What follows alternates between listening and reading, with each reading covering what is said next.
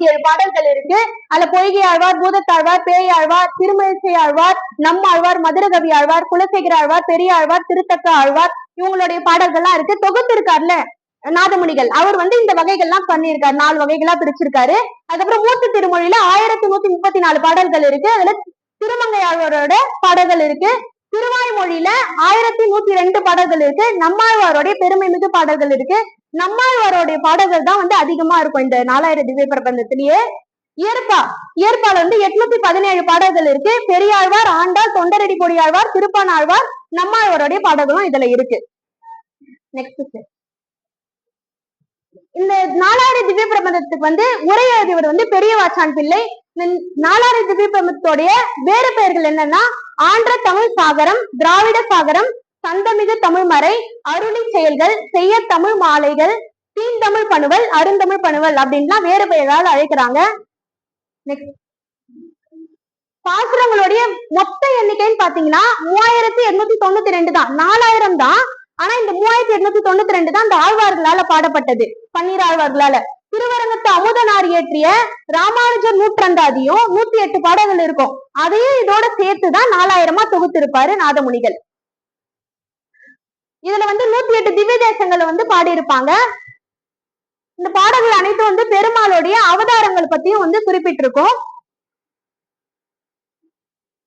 நான் சொன்ன நம்மாழ்வார் 1100 பாடல்கள் ஏற்றிருக்காரு இதுல 4000 திவ்ய பிரபந்தத்துல.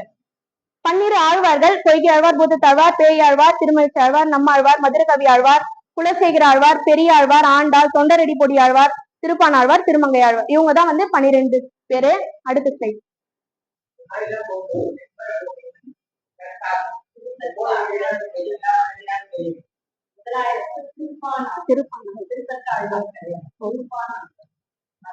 அது ஸ்பெல்லிங்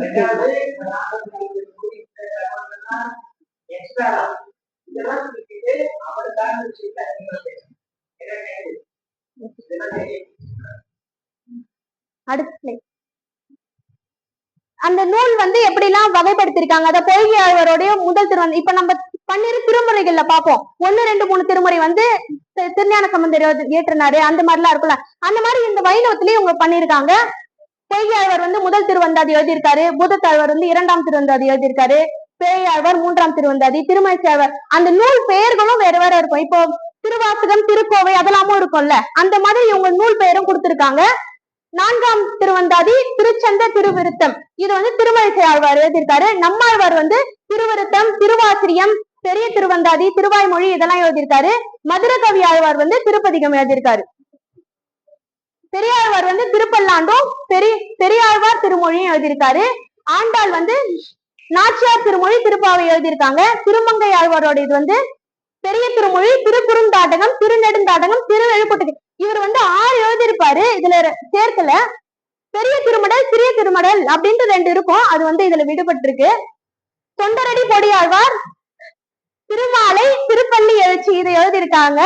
திருப்பான் ஆழ்வார் அமலநாதி பிரான் அப்படின்ற நூல் எழுதியிருக்காரு. குலசேகர ஆழ்வார் பெருமாள் திருமொழி அப்படின்னு அழைப்போம்.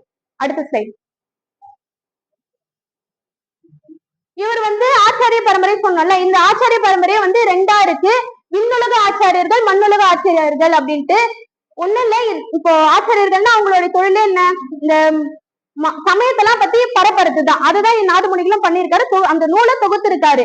அதே மாதிரி மண்ணுலக ஆச்சாரியர்கள்ல தான் யார் வராரு, நாதமுனிகள் எல்லாம் வராங்க. நாதமுனிகள், உரையாசிரியர்கள் எல்லாருமே அதுலதான் வருவாங்க. விண்ணுலக ஆச்சாரியர்கள் அப்படின்னா கடவுளா இருந்து இங்க பிறந்திருப்பாங்க பாத்தீங்களா, ஆண்டாளு, ராமர், அவங்க எல்லாம் விண்ணுலக ஆச்சாரியர்கள் அப்படின்ட்டு வகைப்படுத்துறாங்க.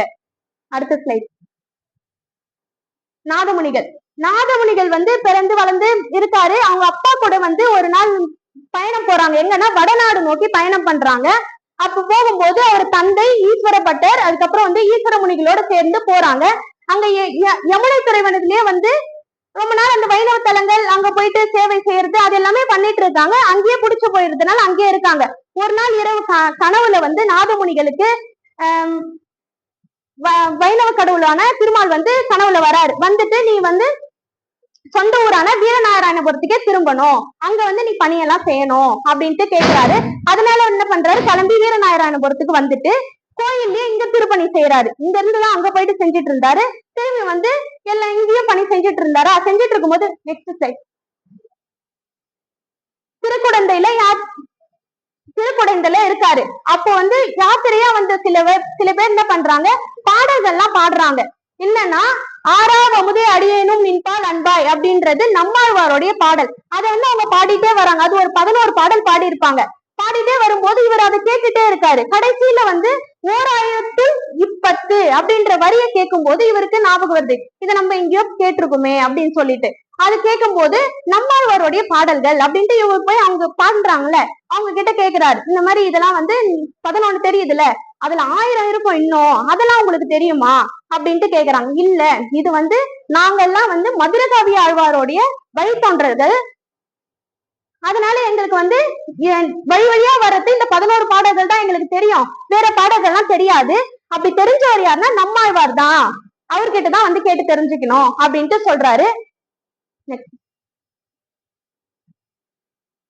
அவங்க வந்து சொல்லியிருப்பாங்க, நீங்க போயிட்டு பராங்குசதாசரை வந்து சந்திச்சு பாத்தீங்கன்னா அவர் வந்து அதுக்கான வழி சொல்லுவாரு அப்படின்ட்டு சொல்லியிருப்பாங்க.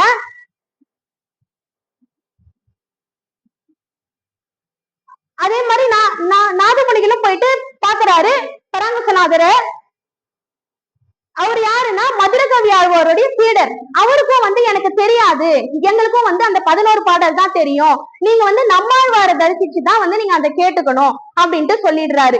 அதனால என்ன பண்றாரு, இந்த பராங்குசதாசர் வந்து கண்ணினும் திருத்தாம்பு அப்படின்ற பாடலை நீங்க போயிட்டு பாடனீங்கன்னா, புளிய மரத்தடியில உட்காந்துட்டு பாடனீங்கன்னா நம்மாழ்வார் தோன்றுவாரு, அவர்கிட்ட நீங்க வந்து கேட்டுக்கலாம் நம்மாழ்வாருடைய பாடல்களை அப்படின்ட்டு சொல்றாரு. அதனால அவர் போயிட்டு உட்கார்ந்து கண்ணினும் திருத்தாம்பு அப்படின்ட்டு பாடல் பாடுறாரு. எத்தனை முறைனா 12வது முறை, 12,000 முறை வந்து பாடுறாரு. அந்த 12,000வது முறையில தான் நம்மாழ்வார் வந்து அவர் முன்னாடி தோன்றாரு. நீங்க ஃபர்ஸ்டே பார்த்திருப்பீங்க, அந்த அந்த பிக்சர் தான் புளிய மரத்தடியில வந்து உட்காந்துட்டு இருக்காரு. அதுக்கப்புறம் நம்மாழ்வாரை பாத்துறாரு, முன்னாடி தோன்றிடுறாரு. தோன்றினதுக்கு அப்புறம் பாசுரத்தை நிறுத்திட்டு இந்த மாதிரி வந்து எனக்கு உங்களுடைய பாசுரங்கள்லாம் எனக்கு தேவை அப்படின்ட்டு கேட்கும் போது அவரு நம்மாழ்வாருடைய பாடல்களை மட்டும் பாடி முடிச்சிடுறாரு. அதோட இது மட்டும் போதுமா, இல்ல இன்னும் 4000 திவ்யபதத்துல இன்னும் இருக்குல்ல, அதெல்லாம் வேண்டாமா அப்படின்னு கேட்கறதுக்கு இவருக்கு இன்னும் மகிழ்ச்சி ஆயிடுச்சு. நாதமுனிகளுக்கு நம்ம கொஞ்சம் தான் தேடி வந்தோம், இன்னும் நிறையவே கிடைக்குதுன்னா அதையும் கேட்டு தெரிஞ்சுக்கிட்டாரு. தெரிஞ்சுக்கிட்டு நெக்ஸ்ட் ஸ்லைட், அதையும் வந்து தெரிஞ்சுக்கிட்டு இந்த மாதிரி உங்களுக்கு வந்து ஒரு டவுட் இருந்துச்சு அப்படின்னா முடிஞ்சிருது அந்த பொழுது, நீங்க நாளைக்கு வாங்க அப்படின்னு கேட்கும் போது மறுநாளும் வந்து அந்த சந்தேகம் கேட்டுக்கிட்டு அவர் வந்து தொகுக்கிறாரு. அதுக்கப்புறம் தான் இந்த நூல்கள் எல்லாம். அதுக்கப்புறம் என்ன பண்றாரு, இவர் எல்லா பாடல்களையும் தெரிஞ்சுக்கிட்டாருல்ல, எல்லாரும் அவர் வந்து இசையமைச்சு, இதுக்கு இசையமைச்சவரும் வந்து முதல்ல நாதமுனிகள் தான். 4000 திவ்ய பிரபந்தத்துக்கு இசையமைச்சு எல்லாரும் முன்னாடி வந்து பாடுறாரு, இதை வந்து பிரபலப்படுத்துறாரு. அதுக்கப்புறம் தான் நாதமுனிகளுடைய சீடர்கள் வந்து உய்ய கொண்டார், குருகை காவலப்பன், மணக்கால் நம்பி அப்படின்னு சொல்றாங்க. உய்ய கொண்டார் வந்து மக்களை உய்விக்கும் திவ்ய பிரபந்த ஞானத்தையே வேண்டி பெற்று உய்ய கொண்டார் அப்படின்ற பெயர் கொண்டவர். அதுக்கப்புறம் குருகை காவலப்பன் அப்படின்றது யோக மார்க்கத்தை முதன்மையாக பெற்று யோக சித்தியில் சிறந்து விளங்கியவர் தான் வந்து இவரு குருகை காவலப்பன். மணக்கால் நம்பி அப்படின்றவர் வந்து உய்ய கொண்டாரின் சீடரான இவர் நாதமுனிகளின் கட்டளைப்படி அவர் தம் பேரனை ஆளவந்தாரை நல்வழிப்படுத்தி உபதேசம் செய்தார். அதுக்கப்புறம் நெக்ஸ்ட் சைட், அதுக்கப்புறம் நாதமுனிகளுடைய இறுதி வாழ்க்கை எப்படி போகுதுன்னா, ஒரு நாள் வந்து ஒரு சமயம் அரசன் தன் மனைவி தம்பி மற்றும் குரங்குடன் நாதமுனிகளை தரிசிக்க வந்தான். அப்போது நாதமுனிகள் யோக சமாதியில் இருந்தார். பின்னர் தியானம் கலைந்தெழுந்து நாதமுனிகள் வந்தவர்கள் சாதாரண மனிதர்கள் அல்ல, வில்லேந்திய ஸ்ரீராமனும் லக்குவனும் சீதையும் அனுமனுமே என்று உணர்ந்து பக்தி பரவசத்தில் அங்கேயே வந்து ஒரு ஜீவ சமாதி அடைஞ்சாரு அப்படின்னு வரலாறு இருக்கு. அவருடைய தத்துவ நூல்கள் வந்து நியாய தத்துவம், புருஷ நிர்ணயம், யோக ரகசியம் அப்படின்ற 3 நூல்கள். இது எல்லாமே வந்து வைணவ கோட்பாடுகளை பத்தினதா தான் இருக்கும். புருஷ நிர்ணயம் அப்படின்றது விசிஷ்டா தத்துவத்திற்கு மிக வலுவான அடித்தளத்தை அமைத்து கொடுத்தது. பக்தி யோகம் மற்றும் அஷ்டாங்க யோகத்தின் மூலம் எளிய மானிடனும் பரமனை அடையும் வழிகளை இந்நூல் மிக விரிவாக வந்து எடுத்துரைக்குது. யோக ரகசியம். Next slide. அதுக்கப்புறம் இது பாத்தீங்கன்னா அவருடைய சீடர்கள்லாம் பின்னால வந்திருப்பாங்க. ஆனா இது யார் எழுதுனாங்கன்னு குறிப்பா தெரியல. அவங்களுடைய சீடர்கள்ல நாகமுனிய பத்தி வந்து போற்றி எழுதியிருக்காங்க. அவருடைய இது அவ்வளவு. நன்றி.